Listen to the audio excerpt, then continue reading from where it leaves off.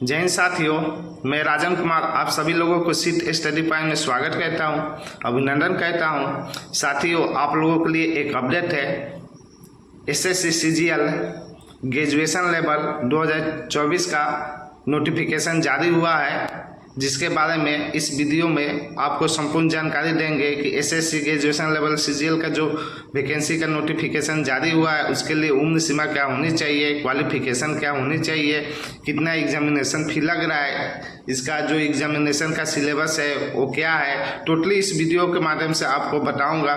साथियों, आप लोग संपूर्ण जानकारी के लिए वीडियो को लास्ट तक जरूर देखिए। जो भी मित्र मेरे चैनल से वीडियो को देख रहे हैं, आप लोग चैनल पर नए हैं तो कृपया आप लोग चैनल को सब्सक्राइब कर लीजिए, जिससे मेरे आने वाले वीडियो का नोटिफिकेशन आपको समय मिलते रहेगा। साथ ही वीडियो को लाइक और शेयर भी कर दीजिए। तो दोस्तों, स्टार्ट करते हैं। ये देखिए, यहाँ पे नोटिस लिखा हुआ है।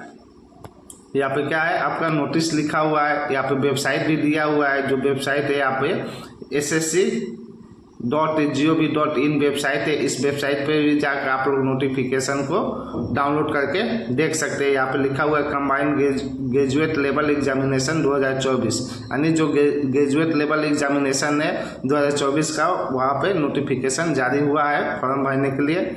यहाँ पे देखिए, फॉर्म भरने संबंधित यहाँ पे डेट दिया हुआ है, आप लोग देख सकते हैं। स्क्रीन पे दिखाई दे रहा होगा आपको। यहाँ पे date for submission of online application, यानी ऑनलाइन फॉर्म भरने का स्टार्टिंग डेट क्या है, तो 24/6/2024 से आपका 24/7/2024 है, यानी 24 जून से इसका फॉर्म भरा रहा है। और जो लास्ट डेट है इसका फॉर्म भरने के लिए 24/7/2024 है। तो दोस्तों, इसके बीच में आप लोग फॉर्म को फिलअप कर लीजिएगा।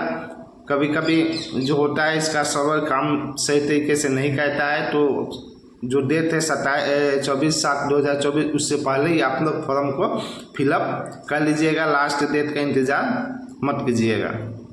आगे देखते हैं, यहाँ पर लिखा हुआ है last date and time for receipt of online application, यानी ऑनलाइन यानी लास्ट फॉर्म भरने का डेट क्या है आपका 24/7/2024 है, यानी 23 आवर से यानी 11 बजे रात तक आप इसको फॉर्म को फिलअप कर सकते हैं। तो लास्ट समय का इंतज़ार क्या करना है दोस्त, हम फॉर्म पहले ही फिलअप कर लेंगे। आगे देखते हैं, last date and time for making online fee payment, यानी जो पेमेंट करने का लास्ट डेट है वो 25/7/2024 है। जो एग्जामिनेशन फी पेमेंट करना है उसका लास्ट डेट 25/7/2024 है, 11 बजे रात्रि तक। आगे देखते हैं, date of window for application form correction including online payment, यानी ऑनलाइन पेमेंट के साथ अगर फॉर्म में आप करेक्शन करना चाहते हैं, कुछ गलती है तो करेक्शन करना चाहते हैं, तो उसको ऑनलाइन पेमेंट के साथ करेक्शन, यानी आपको करेक्शन का पैसा लगेगा, अलग से पैसा पे करना पड़ेगा। तो ऑनलाइन पेमेंट के साथ आप लोग करेक्शन कर सकते हैं। तो यहाँ पे जो करेक्शन का डेट दिया हुआ है यहाँ पे देख सकते हैं कि 10/8/2024 to 11/8/2024 11 बजे रात तक है, यानी 11 बजे रात तक आपका 10 से लेके आप 11/8 तक कर सकते हैं। नहीं, 10 अगस्त और 11 अगस्त 2 दिन समय दे रहा है कलेक्शन करने के लिए। तो इस बीच में अगर कुछ फॉर्म में फॉल्ट आपसे हो जाता है फॉर्म भरने में, तो आप लोग कलेक्शन कर सकते हैं। सीबीटी एग्जामिनेशन टायर 1, यानी टायर 1 का जो सीबीटी एग्जामिनेशन होगा, संभावित जो डेट है आपका सितंबर-अक्टूबर 2024 में एग्जामिनेशन हो सकता है टायर 1 का। टायर 2 का जो सीबीटी एग्जामिनेशन का जो संभावित डेट है आपका, वो एग्जामिनेशन दिसंबर में हो सकता है। तो दोस्तों, ये तो आपका था फॉर्म भरने का डेट, एग्जामिनेशन फी पेमेंट करने का डेट और करेक्शन करने का डेट, और जो सीबीटी एग्जाम होगा टायर 1 टायर 2 का, वो डेट यहाँ पे दिया हुआ है। आप लोग यहाँ पे देख सकते हैं स्क्रीन पे, यहाँ पे डेट आपको बता दिए। वैकेंसी के बारे में भी कुछ बता देते हैं दोस्त। आपका जो वैकेंसी निकला था 2018 में, कितना में 2018 में एसएससी सीजीएल द्वारा जो वैकेंसी निकाला गया था 11,105 टोटल पोस्ट निकाला गया था। कब? 2018 में। वही बात कर लेते हैं 2019 का। कब का? 2019 का बात कर लेते हैं। तो 2019 में आपका 8428 पोस्ट निकला था। उसके बाद 2020 का बात कर लेते हैं। 2020 में आपका निकला था टोटल वैकेंसी जो निकला था 2700 35 यानी 7035 वैकेंसी निकला था आपका। CGL निकाला था 2021 का बात कर लेते हैं दोस्तों। 2021 में आपका 7686 यानी 7686 पोस्ट निकाला गया था आपका CGL द्वारा, जो कंबाइंड ग्रेजुएट लेवल CGL जो एग्ज़ाम लेता है तो वो निकाला था 21 में। और बात कर लेते हैं दोस्त 2022 में जो वैकेंसी निकाला गया था ये काफ़ी संख्या में निकाला गया था। 36,001 वैकेंसी निकाला गया था। कितना पोस्ट था 2022 में? 36,001 पोस्ट था आपका। वही बात कर लेते हैं 2023 में दोस्त। तो 2023 में आपका 8415 वैकेंसी निकला था। और 2024 का बात कर लेते हैं दोस्त। 2024 में कितना निकला हुआ है? 17,727 वैकेंसी निकला हुआ है। टेंटेटिव है यानी इसको बढ़ाया घटाया जा सकता है। घटाने की संभावना बहुत कम होता है, यानी इसमें इंक्रीज भी हो सकता है पोस्ट में। तो काफ़ी अच्छा पोस्ट की संख्या है, यानी 17,727 है जो आगे आपको बताऊंगा। 24 में कितना निकला है दोस्त? 2024 में पोस्ट की संख्या कितना है? 17,727 टोटल पोस्ट की संख्या है। तो काफ़ी अच्छी खासी पोस्ट की संख्या है। तो आप लोग इसके लिए आवेदन जरूर करें। आगे मैं बताऊंगा इसके भरने के लिए क्वालिफिकेशन क्या है, एज क्या है, टोटली हम जानकारी अपने वीडियो के माध्यम से आपको दूंगा दोस्तों। अब बात कर लेते हैं यहाँ पे पोस्ट, किस किस पोस्ट के लिए वैकेंसी निकला हुआ है। यहाँ पे देखिए पे दिया हुआ है। पे लेवल आपका 7 है, यानी 44,900 से आपको 1,82,400 के बीच में का आपका सैलरी मिलेगा। यानी इतना नहीं रहता है इसमें, HRDA सब जोड़ के सैलरी काफ़ी आपका अच्छा खासा बनता है। तो यहाँ पे आप लोग देख सकते हैं, यहाँ पे 1 से लेके आपका दिया हुआ है 7 तक। एक क्या है? ग्रुप बी के लिए सेक्शन ऑफिसर का निकला हुआ है। इसमें एज जो दिया हुआ है आपका 1 से लेके 5 तक, इसके लिए जो एज लिमिट है आपका 20 से 30 साल है। और 6-7 जो सीरियल नंबर में दिया हुआ है सेक्शन ऑफिसर का, उसका जो एज लिमिट है 18 आपका मिनिमम है, मैक्सिमम आपका 30 है। एक ग्रुप बी के लिए दिया हुआ है असिस्टेंट सेक्शन ऑफिसर का जो वैकेंसी है उसका दिया हुआ है। उसके बाद यहाँ पे देखिए नीचे दिया हुआ है दोस्त आपका 8 है सीरियल नंबर। यहाँ पे 8-9 क्या है दोस्त? सीरियल नंबर 8 है इंस्पेक्टर ऑफ इनकम टैक्स, ये ग्रुप सी में आएगा। उसके बाद आपका इंस्पेक्टर ऑफ सेंट्रल एक्साइज है, ये भी आपका ये ग्रुप बी में आएगा। इसका जो एज है आपका इंस्पेक्टर ऑफ इनकम टैक्स का जो एज लिमिट है मिनिमम कितना है? 18 वर्ष है और अधिकतम 30 वर्ष है। उसके बाद आपका इंस्पेक्टर सेंट्रल एक्साइज का एक ग्रुप बी का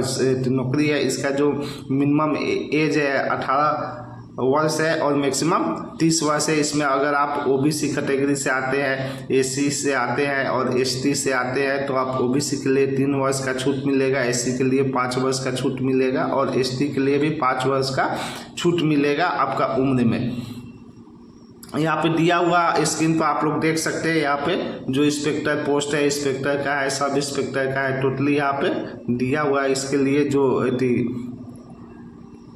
यहाँ पे ग्रुप बी का नौकरी है, यानी ये जो पोस्ट है किसका है? ग्रुप बी का। इसके लिए जो उम्र सीमा यहाँ पे भी दिया हुआ है 18 से 30, 20 से 30, 18 से 30, 20 से 30, यानी मिनिमम मैक्सिमम करके यहाँ पे उम्र सीमा आपको दे दिया है। तो यहाँ पे आप लोग स्क्रीन पे दोस्त देख रहे होंगे पोस्ट वाइज यहाँ पर डिटेल्स दिया है। तो ये जो नोटिफिकेशन का PDF है मैं अपने टेलीग्राम चैनल पे डाल दूंगा। आप लोग मेरा टेलीग्राम चैनल ज्वाइन कर लीजिएगा, वहाँ से भी आप लोग नोटिफिकेशन डाउनलोड करके ये देख सकते हैं। या इसके जो वेबसाइट है ssc.gov.in पे भी जाके, क्या इसका वेबसाइट है ssc.gov.in पे भी जाके आप लोग डाउनलोड करके देख सकते हैं। तो दोस्त ये तो पोस्ट वाइज जो दिया हुआ है, क्या कौन से पोस्ट के लिए क्या उम्र सीमा है, कौन से पोस्ट के लिए क्या है, टोटली यहाँ पे दिया है कि ग्रुप किस में आता है, पोस्ट जो है ग्रुप बी में आता है कि ग्रुप सी में आता है, टोटली यहाँ पे आप लोग स्क्रीन पे देख रहे होंगे। आगे बात कर लेते हैं दोस्तों। इसमें नेशनलिटी दिया है, सिटीजनशिप दिया है। तो आपको क्या होना चाहिए? आपका सिटीजन ऑफ इंडिया होना चाहिए। और क्या होना चाहिए? यहाँ पे दिया है subject of Nepal, subject of Bhutan, ये सब आपको होना चाहिए। आपकी क्या नागरिकता क्या होना चाहिए? भारतीय नागरिकता होना चाहिए। तो आप इसके लिए आगे देखते हैं। यहाँ पे एज देख लेते हैं। यहाँ पे क्या दिया हुआ है, एज लिमिट। एज लिमिट की गणना कब से किया जाएगा, आपका 1/8/2024 से किया जाएगा, यानी 1 अगस्त 2024 से आपका एज का गणना किया जाएगा। यहाँ पे देखते हैं, यहाँ पे देखिए सीरियल नंबर दिया हुआ है। सीरियल नंबर 1 में क्या है, for the post for which age limit is 18 and 27 years, यानी 18 से 27 साल है आपका। Candidate must have been born not earlier than 2 August 1997 and not later than 1 August 2006। अर्थात ये दिया है कि आपका जो जन्म होना चाहिए 2 अगस्त 1997 के पहले नहीं होना चाहिए और 1 अगस्त 2006 के बाद नहीं होना चाहिए। उसी तरह यहाँ पे दिया है कि जिसका उम्र, जिस कैटेगरी के लिए उम्र दिया हुआ है 20 से 30, उसका जो डेट ऑफ बर्थ होना चाहिए आपका 2/8/1994 के पहले का नहीं होना चाहिए और 1 अगस्त 2004 के बाद का नहीं होना चाहिए। जिसके लिए उम्र सीमा दिया हुआ है, जिस पोस्ट के लिए 18 से 30 वर्ष, उसका भी यहाँ पे देखिए दिया हुआ है कि जो उम्र सीमा है 2 अगस्त 1994 के बाद का होना चाहिए, यानी इसके पहले का नहीं होना चाहिए। और जो 1/8/2006 के का होना चाहिए, बाद का नहीं होना चाहिए, यानी इसके दोनों के बीच में आपका उम्र सीमा होना चाहिए। तो आप इसके लिए आवेदन कर सकते हैं।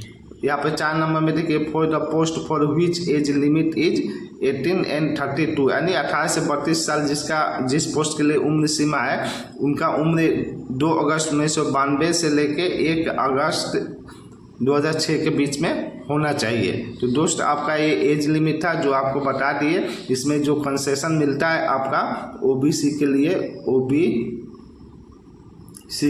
3 वर्ष का मिलता है, एससी के लिए आपका 5 वर्ष का मिलता है, एसटी के लिए आपको 5 वर्ष के लिए एज में छूट मिलता है।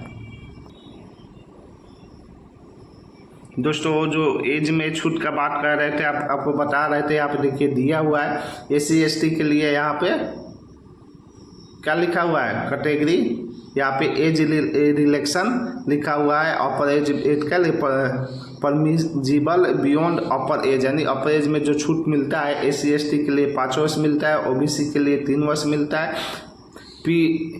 पीडब्ल्यूबीडी के लिए आपका 10 वर्ष तक मिलता है, अन्य रिजर्व जनरल के लिए, या पीडब्ल्यूबीडी के लिए जो ओबीसी कैटेगरी के उनके लिए 13 वर्ष मिलता है। एससी एसटी कैटेगरी के जो कैंडिडेट है पीडब्ल्यूबीडी के अंतर्गत आते हैं उनको 15 साल का एज में छूट मिलता है। और एक सर्विसमैन का बात कर ले तो एक सर्विसमैन के लिए आपको 3 वर्ष का एज में छूट मिलता है। तो ये सब जो एज में छूट है आपको एज बता दिए, कौन से कैटेगरी में कितना एज में अपर एज में छूट मिलता है ये भी आपको दोस्त बता दिए। दोस्तों अब क्वालिफिकेशन का बात कर ले तो यहाँ पे देखिए लिखा हुआ है जूनियर एस्थेटिकल्स ऑफिसर, उसका जो क्वालिफिकेशन है आपका बैचलर डिग्री होना चाहिए किसी भी सब्जेक्ट के साथ, किसी भी रिकॉग्नाइज्ड यूनिवर्सिटी के साथ, कितना 60% मार्क्स के साथ, और आपका इंटर में क्या होना चाहिए, मैथमेटिक्स से स्टैंडर्ड होना चाहिए, लेवल होना चाहिए। तो आप इसके लिए आवेदन कर सकते हैं। या यहाँ पे और भी दिया हुआ है bachelor degree in any subject with aesthetics as one of the subject at degree level, यानी बैचलर डिग्री होना चाहिए किसी भी सब्जेक्ट के साथ, लेकिन आपका एक सब्जेक्ट एस्थेटिक्स का होना चाहिए। तो आप इसके लिए आवेदन कर सकते हैं। यहाँ पे देखिए एस्थेटिकल्स इन्वेस्टिगेटर का जो ग्रेड 2 का वैकेंसी है उसके लिए जो क्वालिफिकेशन है आपका बैचलर डिग्री किसी भी सब्जेक्ट के साथ होना चाहिए, साथ में एस्थेटिक्स एक सब्जेक्ट होना चाहिए। तो आप इसके लिए आवेदन कर सकते हैं। यहाँ पे आगे देख लेते हैं दोस्त, यहाँ पे research assistant in national human rights commission, यहाँ पे NHRC के लिए जो वैकेंसी है पोस्ट है उसके लिए जो क्वालिफिकेशन है इसेंशियल क्वालिफिकेशन आपका बैचलर डिग्री होना चाहिए किसी भी रिकॉग्नाइज्ड यूनिवर्सिटी से, यानी सिंपल आप ग्रेजुएशन किए तो इसके लिए आवेदन कर सकते हैं। यहाँ पे डिजरेबल क्वालिफिकेशन मायने नहीं रखता है, अगर आप ये है तो आपका सही है, अगर नहीं है तो आप सिंपल बैचलर डिग्री किए तो भी आवेदन कर सकते हैं। यहाँ पे देखिए डिजरेबल में क्या लिख रहा है, minimum 1 year research experience is any recognised recognised university और रिकॉग्नाइज्ड रिसर्च इंस्टीट्यूशन, यानी आपके पास का 1 साल का एक्सपीरियंस होना चाहिए आपका किसी भी रिकॉग्नाइज्ड यूनिवर्सिटी या रिकॉग्नाइज्ड रिसर्च इंस्टीट्यूशन से होना चाहिए। ये कह रहा है, तो अगर ये है तो आपके लिए सोने पे सुहागा, अगर नहीं है तो आप केवल सिंपल ग्रेजुएशन की है तो भी फॉर्म भर सकते हैं। यहाँ पे और देखिए दे रखा है डिग्री इन लॉ और human rights from recognised university. अगर आपका डिग्री लॉ में है, ह्यूमन राइट्स या क्या है ह्यूमन राइट्स फ्रॉम किसी भी रिकॉग्नाइज्ड यूनिवर्सिटी से, तो आपके लिए क्या है बहुत ही अच्छा है। नहीं तो सिंपल ग्रेजुएशन किए तो भी आप इसके लिए आवेदन कर सकते हैं। आप यहाँ पर टोटल पोस्ट की संख्या कितना है, 35 लगभग है टोटल पोस्ट, जिसमें 3 पोस्ट का क्वालिफिकेशन दिया हुआ है अलग अलग। आप लोग को बता दिए जो तीनों पोस्ट के लिए जो क्वालिफिकेशन दिया हुआ है, और जो ऑल अदर पोस्ट है जितने भी पोस्ट है सबके लिए क्या है बैचलर डिग्री है, simple bachelor degree from recognised university और इक्विवेलेंट, यानी आप साधारण ग्रेजुएशन की है किसी भी यूनिवर्सिटी से या ग्रेजुएशन के इक्विवेलेंट कोई सा डिग्री किए हैं तो आप और भी पोस्ट के लिए यानी 35 में से आप घटा दीजिए 3 यानी 32 पोस्ट के लिए आवेदन कर सकते हैं। तो आप लोग नोटिफिकेशन में अपने टेलीग्राम चैनल पे डाल दूंगा, आप लोग PDF डाउनलोड करके अच्छे से देख लीजिएगा। ऐसे में इस वीडियो में हर संभव प्रयास कर रहा हूँ कि आपको जितना अधिक से अधिक जानकारी हो आपको प्रोवाइड करवा दूँ। तो यहाँ पे आप लोग देख सकते हैं कि 32 पोस्ट के लिए केवल 3 पोस्ट के लिए दिया हुआ है अलग अलग क्वालिफिकेशन, और बाकी जो 32 पोस्ट आपका बच जाएगा उसके लिए आपको सिंपल क्या होना चाहिए ग्रेजुएशन होना चाहिए। आप किसी भी यूनिवर्सिटी से यूनिवर्सिटी से ग्रेजुएशन किए हैं या इक्विवेलेंट ग्रेजुएशन के कोई डिग्री की है तो आप लोग आवेदन कर सकते हैं। आगे देख लेते हैं दोस्त, यहाँ पे एग्जामिनेशन सेंटर है, क्या है आपका एग्जामिनेशन सेंटर है। एग्जामिनेशन सेंटर के बारे में हम लोग देख लेते हैं। यहाँ पे दिया हुआ है serial number examination centre and centre code दिया हुआ है, आपका जो रीजन है वो दिया हुआ है, आप कौन से रीजन के लिए फॉर्म भरिएगा, आपका कहाँ पे सेंटर देना चाहते हैं टोटली यहाँ पे दिया हुआ है। जैसे यहाँ पे देखिए central region CR Bihar and Uttar Pradesh के लिए जो दिया हुआ है, यहाँ पे देखिए भागलपुर दिया हुआ है, मुजफ्फरपुर है, पटना है, पूर्णिया है, आगरा है, बरेली है, गोरखपुर है, झांसी है, कानपुर है, लखनऊ है, मेरठ है, प्रयागराज है, वाराणसी है। तो ये सब दोस्त दिया हुआ है, आपका यहाँ पे एड्रेस भी दिया हुआ है। तो आप लोग अपने हिसाब से जिस भी रीजन में आते हैं, जिस भी रीजन में अपना सेंटर देना चाहते हैं एग्जामिनेशन सेंटर, आप लोग फॉर्म भरते समय चूज कर सकते हैं। यहाँ पर टोटली देख रहे होंगे, स्क्रीन पे दिखाई दे रहा होगा, आप लोग अपने हिसाब से क्या कर सकते हैं इसको चूज करके भर सकते हैं। तो यहाँ पे एग्जामिनेशन सेंटर के बारे में दोस्त आपको बता दिए कि आप लोग अपने हिसाब से जहाँ भी आप एग्जामिनेशन सेंटर देना चाहते हो वहाँ पे दे के चूज करके दे सकते हो। वहाँ पे आपका एग्जामिनेशन सेंटर एग्जाम देने के लिए आएगा। आगे देखते हैं दोस्त स्कीम ऑफ एग्जामिनेशन। आपके जो एग्जामिनेशन होगा टायर 1 टायर 2 एग्जामिनेशन होगा। एग्जामिनेशन का जो सिलेबस है आपको लोग को बता दे रहे हैं कि आपका सिलेबस क्या रहेगा।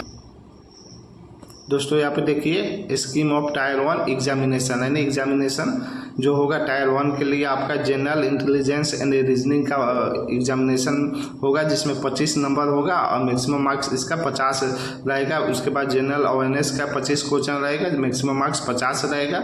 उसके बाद क्वांटिटेटिव एप्टीट्यूड का 25 प्रश्न होगा, जिसमें आपका 50 जो मैक्सिमम मार्क्स होगा 50 नंबर का हो सकता है। इंग्लिश कॉम्प्रीहेंशन से 25 प्रश्न आएंगे, जिसका मैक्सिमम मार्क्स आपका 50 हो सकता है। ये जो एग्जामिनेशन होगा आपका 1 घंटा 20 मिनट का होगा। किसका टायर 1 का जो एग्जामिनेशन होगा आपका 1 घंटा 20 मिनट का होगा। तो क्या क्या सिलेबस में क्या क्या पूछेगा, आपका जनरल इंटेलिजेंस एंड रीजनिंग से आएगा 25 नंबर 25 क्वेश्चन आएगा। उसके बाद जनरल अवेयरनेस यानी जीके जीए से आपका 25 क्वेश्चन आएगा। आपका मैथ से यानी क्वांटिटेटिव एप्टीट्यूड से कितना आएगा 25, और इंग्लिश कॉम्प्रीहेंशन से 25, यानी टोटली कितने प्रश्न होंगे दोस्त 100 प्रश्न होंगे। 100 प्रश्न का आपका जो उत्तर देना होगा 1 घंटा 20 मिनट में देना होगा। दोस्त यहाँ पे क्या है आपका जो टाइम अलाउड है 1 घंटा ही है। क्या है आपका 1 घंटा ही मिलेगा 100 प्रश्न के लिए। लेकिन यहाँ पे 1 hour and 20 minutes for the candidate eligible for scribe as per para 7.1, 7.2 and 7.3 यानी पारा 7.1, 7.2 और 7.3 में जो कैंडिडेट आते हैं उनके लिए 1 घंटा 20 मिनट मिलेगा। बाकी लोग के लिए आपका समय 1 घंटा में ही मिलेगा। तो 1 घंटा में कितना प्रश्न आपको कहना है, 100 प्रश्न का उत्तर देना है। आगे देखते हैं दोस्त, आपका स्कीम 2 यानी टाइप 2 में जो है उसका क्या सिलेबस है। टाइप 2 यहाँ पे लिखा हुआ है एग्जामिनेशन आपका पेपर 1 में यहाँ पे सेशन 1 है, कितना का 2 घंटा एंड 15 मिनट दे रखा है। आपका सेक्शन 1 मॉड्यूल 1 में क्या है मैथमेटिक्स एबिलिटी लिया जाएगा। उसके बाद मॉड्यूल 2 में क्या है आपका रीजनिंग एंड जनरल इंटेलिजेंस का क्वेश्चन होगा। कितने होंगे प्रश्न, 30 होंगे और 30 का होगा मैथमेटिकल एबिलिटीज़ का होगा। मॉड्यूल 2 में क्या होगा आपका 30 प्रश्न होंगे, आपका रीजनिंग एंड जनरल इंटेलिजेंस का होगा।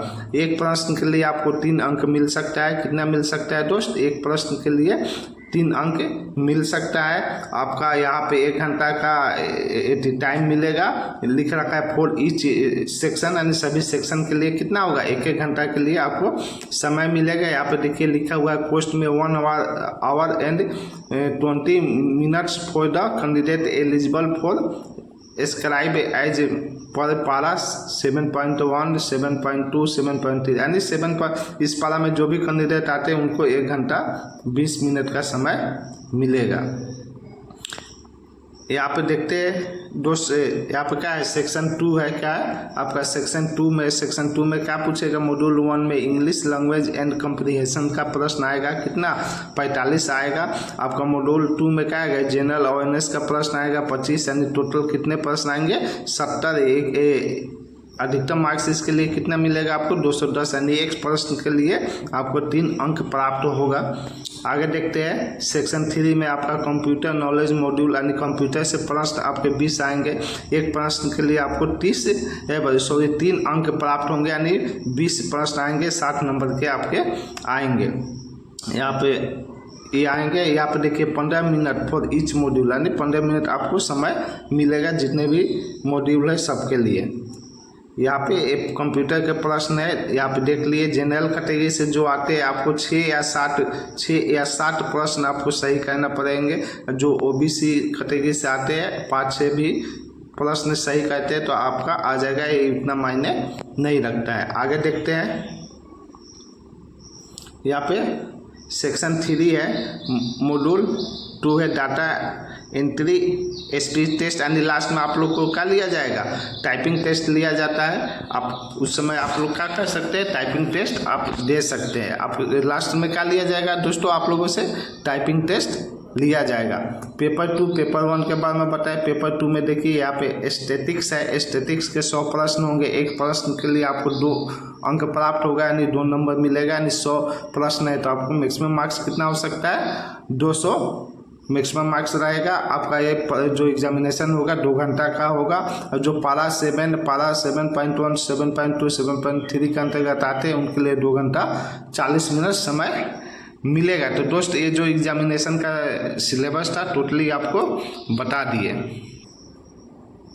दोस्तों आप लोग यहाँ पे देख सकते हैं, यहाँ पे लिखा हुआ है सेक्शन 1 में मॉड्यूल 1 में मैथमेटिकल एबिलिटी जो आपको ऊपर बताए थे। उसके बाद यहाँ पे देखिए मॉड्यूल 2 में लिखा हुआ है आपका रीजनिंग एंड जनरल इंटेलिजेंस। उसके बाद सेक्शन 2 में सेक्शन 2 के मॉड्यूल 1 में क्या लिखा हुआ है इंग्लिश लैंग्वेज एंड कम्प्रीहेंशन। उसके बाद मॉड्यूल 2 में लिखा हुआ है जनरल अवेयरनेस। उसके बाद सेक्शन 3 के मॉड्यूल 1 में लिखा हुआ है कंप्यूटर नॉलेज टेस्ट। मॉड्यूल 2 में क्या होगा आपका डाटा एंट्री स्पीच टेस्ट यानी टाइपिंग टेस्ट आपका होगा। तो दोस्त ये आपका रहा सिलेबस का बात जो टोटली आपको यहाँ पे आपको बता। दोस्तों यहाँ पे स्क्रीन पे आप लोग देख रहे होंगे सबको दिया हुआ है सिलेबस के किस में क्या पूछेगा, कहाँ से प्रश्न आएंगे। यहाँ पे देखिए दिया हुआ है आपका जनरल इंटेलिजेंस एंड रीजनिंग में कहाँ से प्रश्न आएगा। यहाँ पे टोटली दिया हुआ है नंबर सीरीज फिगर सीरीज, यानी टोटली आप लोग यहाँ पे नोटिफिकेशन डाउनलोड करके देख सकते हैं। ऐसे टोटली एक एक करके बताएंगे तो वीडियो काफ़ी लंबा हो जाएगा। इसका PDF मैं अपने टेलीग्राम चैनल पे डाल दूंगा। आप लोग टेलीग्राम चैनल का लिंक वीडियो के डिस्क्रिप्शन में डाल दूंगा। आप लोग डायरेक्टली वहाँ से डाउनलोड करके देख सकते हैं एक एक करके, या इसके जो ऑफिशियल वेबसाइट है ssc.gov.in पे भी जाके नोटिफिकेशन डाउनलोड करके आप लोग देख सकते हैं। यहाँ पे देख रहे हैं कि एक एक करके बताया हुआ है कि कहाँ से प्रश्न आपके आएंगे, टोटली इसमें दिया हुआ है। आगे देख लेते हैं दोस्त, यहाँ पे मोड ऑफ सिलेक्शन लिखा हुआ है। यहाँ पे देखिए लिखा हुआ है minimum qualifying marks in tier 1 section 1 section 2 and module 1 of section 3 of paper 1 tier 2 and paper 2 of tier 2 examination are below as. यहाँ पे क्या लिखा है, यूआर के लिए 30%, OBC EWS के लिए 25%, ऑल अदर कैटेगरी के लिए 20%। वहीं पे आप यहाँ पे देख लीजिए maximum percentage of error allow that is minimum qualifying standards in module 2 of section 3 of paper 1 of tier 2 examination that is, यहाँ पे दिया हुआ है डेस्ट आर एज फॉलो, यानी यूआर के लिए 20% और OBC EWS के लिए 25% और ऑल कैटेगरी के लिए यहाँ पे क्या दिया हुआ है दोस्त 30%। कितना दिया हुआ है 30%। तो ये आपका मोड ऑफ सिलेक्शन था जो आपको बता दिए दोस्तों। टोटली जितना भी जानकारी था इस वीडियो के माध्यम से बताने का प्रयास किया हूँ। एक और जो महत्वपूर्ण जानकारी है वो आपको बता दे रहा हूँ। जो भी candidate OBC SC ST EWS category से आते हैं उनका जो सर्टिफिकेट बना होगा OBC का, SC का, ST का, EWS का, वो सर्टिफिकेट आपका 24/7/2024 से पहले का बना होना चाहिए, तभी आप कैटेगरी वाइज आवेदन कर सकते हैं, अन्यथा आपको इसका लाभ नहीं मिलेगा। कब का बना होना चाहिए, अगर OBC कैटेगरी से आते हैं, SC कैटेगरी से आते हैं, ST कैटेगरी से आते हैं, EWS कैटेगरी के तहत आप आवेदन करना चाहते हैं, इसके लिए तो आपका जो सर्टिफिकेट बना होना चाहिए 24/7/2024 से पहले का बना होना चाहिए, तभी आप लोग इसके लिए आवेदन कीजिएगा। दोस्तों SSC CGL जो कंबाइंड ग्रेजुएट लेवल एग्जामिनेशन 2024 से संबंधित जो भी जानकारी था, जो भी एक एक पॉइंट वाइज जानकारी था, आपको इस वीडियो के माध्यम से बताने का है संभव प्रयास किए हैं। आप लोग वीडियो को लास्ट तक जरूर देखिएगा। इसमें हम संपूर्ण जानकारी बताएं, इससे संबंधित जो भी जानकारी है सभी जानकारी को बता दिए हैं। तो जो भी मित्र मेरे वीडियो को देख रहे हैं, आपको वीडियो मेरा अच्छा लगा, वीडियो में दिया गया जानकारी मेरे द्वारा आपको अच्छा लगा तो वीडियो को लाइक और शेयर जरूर कर दीजिएगा। और जो भी मित्र मेरे चैनल पर नए हैं, आपको मेरे द्वारा जो भी जानकारी इन्फॉर्मेशन दिया गया है वो आपको अच्छा लग रहा है तो कृपया आप लोग वीडियो को लाइक और शेयर कर दीजिएगा और साथ ही चैनल को सब्सक्राइब कर लीजिएगा, क्योंकि मेरे द्वारा जो भी वीडियो का नोटिफिकेशन होगा आपको ससमय मिलते रहेगा।